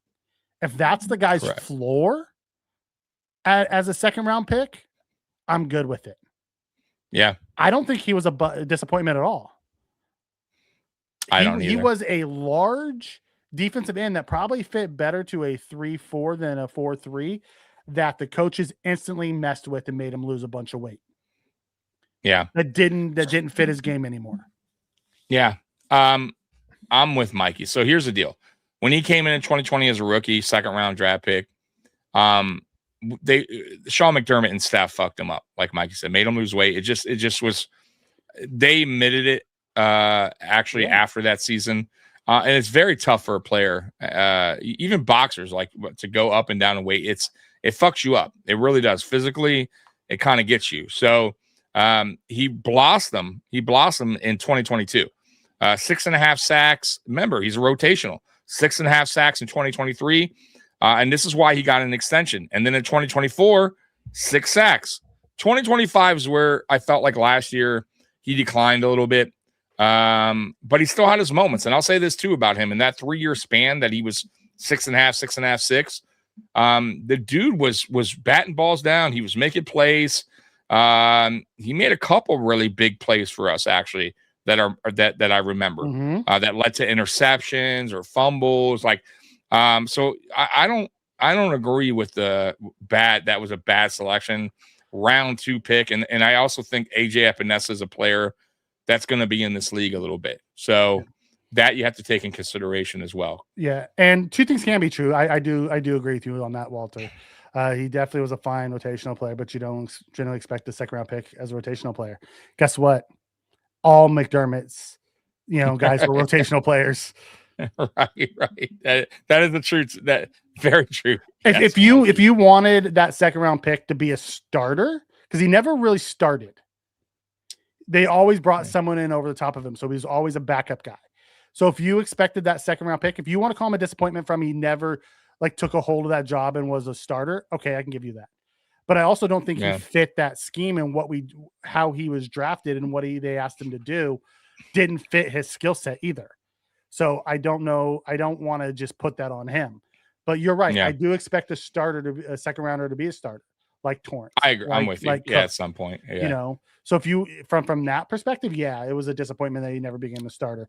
But if you're telling me that we're gonna get those game-changing plays randomly for a rotational role, which I don't think Parker's gonna be rotation. I think he's in a rotation the first couple years as Chubb's here because he's a veteran. Right.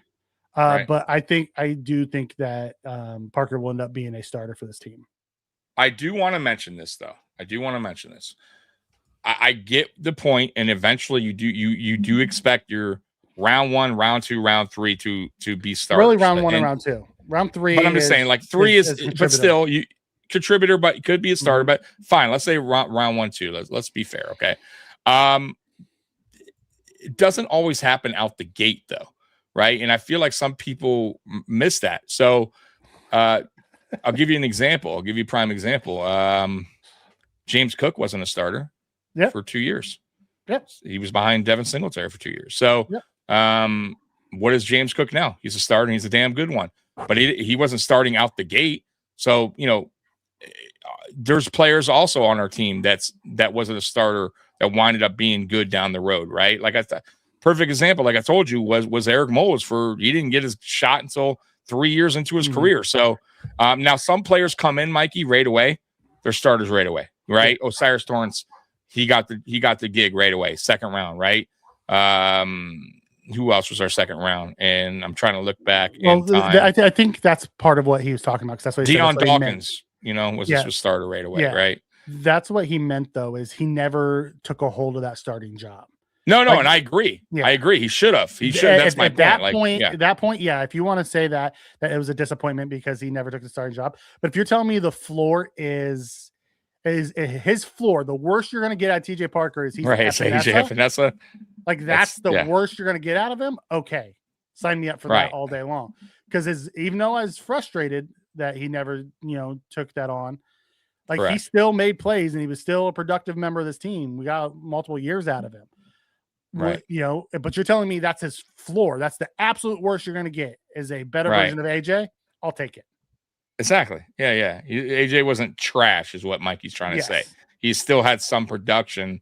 It just wasn't starting, caliber kind of production or what you wanted. But I agree. I'm with you there. Yeah. I like James. He says, I just ranting. The more I think about McDermott's defense, I just think to myself, what an asshat.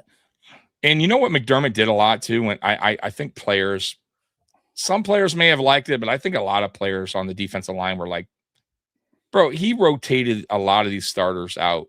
Like the snap count was just craziness, right? Like some of these players need Right. And these guys want to be on the field to make play. Like, no, and no, he but they set constantly- guys up. They have to set guys up. They spend all game Constantly. long setting a guy up for later on, and they never get a Right. chance to do it because they're never out there. Exactly. So I think that will change as well. am I But still we'll awake? find out. I give Bill Mr. the B. Chewy. That's what I give him. I give him a B, and obviously, we've done this before. Every single draft, we'll give these grades out, and then it's fun to go back Okay, and look. Do we a couple want to years go from now back and regrade. look 3 years ago and give it Yeah, the grade now? Yeah. I can. I actually have that pulled up. So Yeah, let's go look let me at, pull up. at 3 years ago and then 2 years ago. Yeah. Last year we can't do. Sure. Kind of see. No, it's too early. Too early. Too early Yeah, for you last can't- year. you But can't let's judge. go back 2 years and see. Okay, so here's you want to go back 2? So Yeah. what, 2023? Let's start. Yeah. Just for the hell of it. Okay. So there's a 2023 draft. So we had 2, 4, 6 guys. Kincaid, Sorensen, Dorian Williams, all guys that are productive with the Bills. Correct. And 2 of them that are really, and to be honest with you, one just because it's the injuries that is really costing him. But when he's healthy and on the field, that's an excellent player. He's a really good tight end. Like, we can't deny that, right, Mikey? Like, it's not like he's giving us garbage when he's out there. Osiris Torrance was a day 1 starter right away, and he's only getting better. So we killed that. Those first 2 picks are great. It just sucks that Kincaid can't stay healthy. And there's And a Dorian chance Williams you're going to see Dorian this year finally. There's a good chance that he So starts next to Bernard. there's a very good chance. So, I would say that's a solid draft. I don't, obviously You down get- the you get line, 3 shorter didn't starters? work out. You get 3 starters. That's a very good draft. Yep. Such a Now time. here's the next one. Before we move on to the next one, Walter Yep, says yep. it's less what I think about Epinesa and more what I think of Parker. I don't see Parker as a hot player with particularly high ceiling, and we can agree disagree there. If you looked at 2024 Parker, you would think very differently. 2024 Parker was a monster. 2025 Parker, and Dabo Sweeney came out and said it on when he talked with Maddie and Chris Brown and about draft coverage. He said, we changed our defense and none of us had a good year. Yeah. So I look at it very much, and this is where I made the mistake because I said the same thing about Deion Walker. Deion Walker had a great, junior year, had a really bad senior year, and I was like, oh, he, I'm gonna take what he did last year and find out, there's reasons behind why he didn't look as good. And then he looked great last year for us. So yeah, I'm excited about, I think Parker actually has a very high ceiling. I'd like to see us hit it too. His ceiling is Bradley Chubb, and Bradley Chubb was an all-pro. Yep. So on this site that I respect a lot of what they say his floor is quality starter who contributes immediately. His ceiling depends on whether he can diversify that pass rush approach. Given his track record of growth from Phoenix City to Death Valley, betting against his development would be a mistake. So yeah, and I agree. I think this dude has a very high ceiling. By the way, only 21 years old. Yeah, young player that has a high ceiling. Comes from a military family too, so know he has that work ethic instilled in him. Yeah. So I would say high ceiling. If he could put the work in, who knows what this guy could do in the NFL. I really want Vaughn to come back, man. I'd love Vaughn to get his hands on that kid. That's why I'm excited about Bradley Chubb. And his game, is TJ, what's his name? Trey Hendrickson. Henderson, yeah. And yeah, they comped him to Hendrickson and to Chubb, where there's 2 comps. Both were all pros.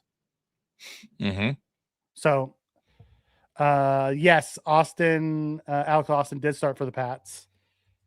Fuchsia just never did make it. He was just like lingering around. He just did make it. Yeah, no. Yeah, he was projected because coming off that 24 season, everyone thought, he was dominant in that 24 season. He would have been the number 1 edge coming out in 2025 draft. So, and we'll see what Ed Oliver looks like outside of Sean McDermott's scheme too.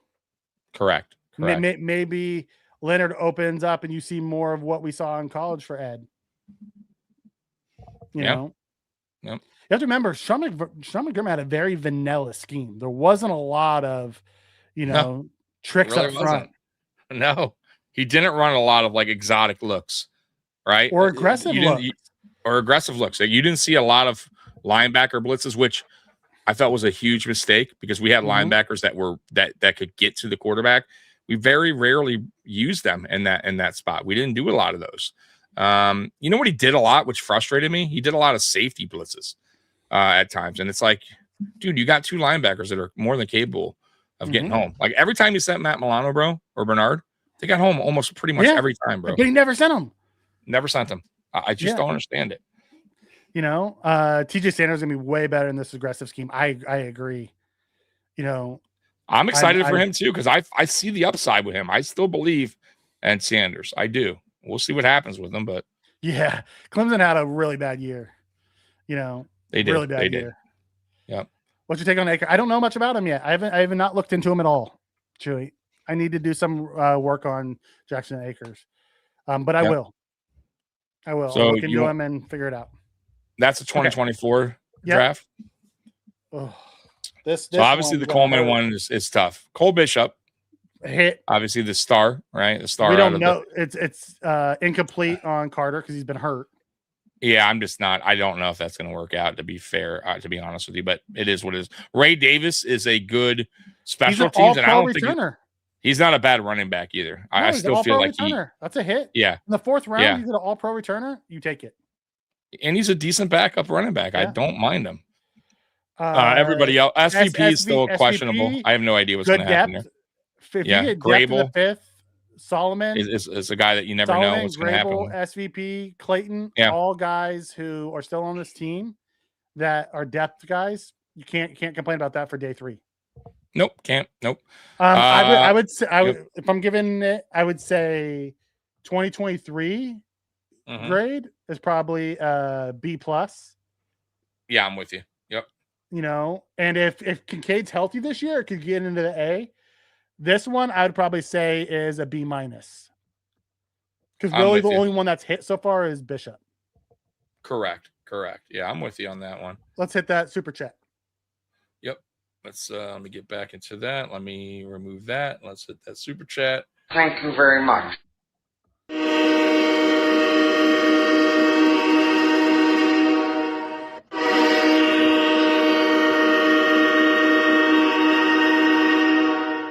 My dude Randy coming in with the big super chat. Every super chat gets that Bills train horn. Thank you so much, Randy. Enjoyed all of your draft coverage. You both have good football knowledge without getting into the weeds. After all, these are players we only know superficially. What counts now is, can Brady and the coaches put it all together? Great show, guys. And you're spot on. And that's what I'm trying to kind of tell Bills Mafia. Like, when we do these, and I tell people all the time, guys, right? And Randy's right. When me and Mikey do these kind of live shows, right? Like where we're going live right after a game, or we're doing live draft days, we get caught up in the moment sometimes, right? We want a player so bad. And, when they don't select them, our body language tells you the whole story, right? You saw mine. Or you saw Mikey's meltdown. You're a meltdown, right? And you kind of lost the words. You don't really. So we're all guilty of it. I'm guilty of it. And that's why I'm saying that, I understand your guys' part. But once the dust settles and then you guys really start diving into stuff, is where me and Mikey like to go back. And that's why we do a show the following day after games, because then there's stuff that maybe we missed or we were wrong about, right? And I try to talk people off the ledge after this draft and be like, hey, here's this is what you need to be looking at. And this is maybe why they draft these players. So, and also we don't know, like, it's funny. Like, we can go back in time to all these drafts, bro. It doesn't matter what podcast you watch. I promise you, they all wanted a player, and that's including me and Mikey, that we were so sold on that went somewhere that did nothing, or we were so against a player that we drafted and our heads were down. We were disappointed, and they wound up being good. I can name a few. Mikey didn't think Torrance was a good fit. He's been great. I didn't think Cole Bishop was a good pick. I didn't even think after year 1 he was going to do anything, and he wound up proving me wrong. I didn't think James Cook was a great draft pick, right? Totally wrong. So it happens, guys. So that's why I'm saying don't get too caught up in what we're saying or on another podcast saying. Do your own homework, do your own research. And even after all that, these players have to go out there and do what they got to do, right? And it'll win you over even if you don't like them initially. So that's all I'm saying. And I'm with you, Walter. Clemson players have been very hit and miss. Let's hope we hit. And I think part of it also is where they go, the scheme that they're going into. Like, I truly feel if Epinesa went to the Texan scheme, he'd be better than he was with the Bills. Look at Tim Settle. Puna Ford. Look at Puna Ford in LA. Like those more aggressive schemes that players tend to be better. So, by the way, Puna Ford is excellent against the run. Yeah. But we couldn't get him on the field. But who couldn't get him on the field? Was it Brandon Bean? No. Whose job is it? No. So tells you everything you need to know. Ray Davis is going to run back when he's playing the Jets. Yeah, he's playing the Jets. Yeah. Listen, even if he's just the All-Pro returner, it was worth the 5th-round pick. So if you could do that, drafts are crapshoots. They absolutely are. They're their lottery tickets. You have no idea what you're getting. Nope. Top 5 pick. Yes, I was. Yes, I was lazy on day 3. Tommy was here for you guys. Durant is definitely the Ed Oliver's backup. The more I think about the pick, I understand what Leonard wants in this D. He wants aggressive gap style shooting, and you're going to just see a lot of aggression. Sometimes it's going to be great. Sometimes it's going to bite us. We're going to give up more big plays this year than we ever did under McDermott. Yeah, absolutely. I feel like you're going to see more line shifts. You're going to see guys stack the box more in the safety position. Like, you're going to see a lot of different looks that you haven't seen from a McDermott defense that was just stuck.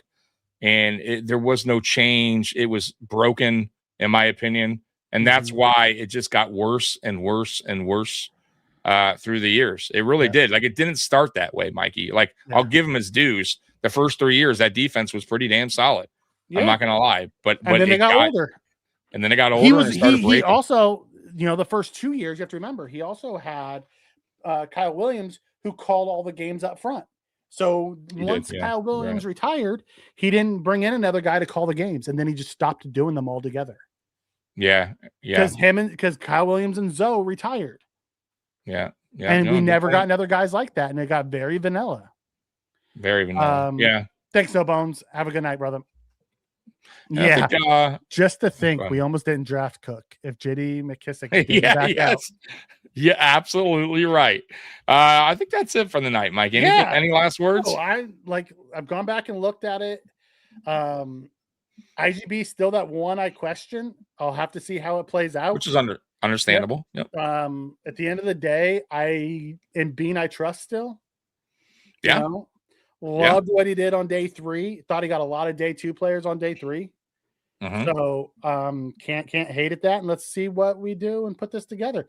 At the end of the day, this whole thing runs behind 17. So, dude, I don't know. I didn't see you there, but Believe in Bean Island after the draft, day 3 was popping, bro. We were having barbecues and I'll tell you, a lot of drunk people on the beach. It was great. A lot of people came back and said, did the Dumb and Dumber meme of I didn't think you could be, be any worse, and then you totally redeem yourself. It was one of those. It was quiet. I'm not gonna lie, quiet. It was quiet for the first 2 days a little bit, right? Like, we were just kind of getting drunk in our rooms. But dude, after day 3, bro, everybody came. Oh, dude, it was sick. It was a sick party. So I didn't see you. Maybe you were just getting wasted somewhere. I absolutely was getting wasted on the island. Real quick, I took my drinks and went to the Cove. So, real quick, tomorrow at 2 p.m., I'm doing a live podcast with Dan Mitchell. So nice, because he goes to bed early. So instead of Friday night, we're gonna do it tomorrow at 2 p.m. So guys, if you're available to watch 2 p.m., it's already scheduled. And just hit the notification bell. You'll know when we go live. But 2 p.m. tomorrow, me and Dan. Let Dan know we appreciate his work over the weekend. I caught all his recaps. Yeah, he was over there let Dan know we appreciated his work over the weekend. Absolutely, I will. Absolutely. All right, guys. So I think that's it. I'm excited about the picks. Yeah, I am too, dude. I really am, man. I'm excited that we're getting ready to go into phase 2. So you're gonna start seeing some clips come out about the guys Rookie actually practicing. camp coming up. Camps, not this week, it's next week. Yeah, coming up soon. Yeah. Is next week. And then we'll start getting some of the Josh and all them getting in the house and starting to throw passes and do all that fun stuff. So I'm excited about this year. Like I'm more excited about this year than I have been in a while, because you're going to see something different. We went out and got a receiver, right? We got the receiver that we've been craving. They're the go-to guy when we need it. Yeah. And we have a big change on defense. Big change on defense, which is probably the most exciting thing, right? Like the second for me, obviously, is DJ Moore, because I really believe in that guy. I believe he's a difference I loved maker. DJ Moore when he was in Carolina. I did too. Like I don't understand the hate that some people are throwing at him right now, that they don't think that was a good trade. I disagree. But hey, that's a different story for a different day. So we're out of here, man. Bills Mafia, we appreciate you. We love you. And as always, go Bills. We're out of here. Peace. Go Bills. And there you go. Just let your soul go. Just let it shine through.